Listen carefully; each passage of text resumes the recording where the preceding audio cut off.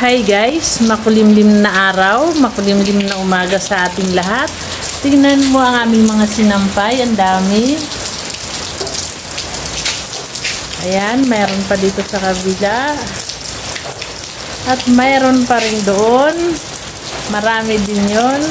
Hindi natutuyo, 2 araw na. Dahil maulan. Natutuyo naman, kaso lang amoy puta. Hindi maganda ang amoy. Hindi katulad ng naarawan. Tingnan yung panahon namin dito. Maulan kami ngayon. Tignan nyo. Ayan. Ayan. Kahapon pa yan ganyan. Ay, nung nakaraang araw pa nga yata. Mahina lang siya na hindi tumitigil.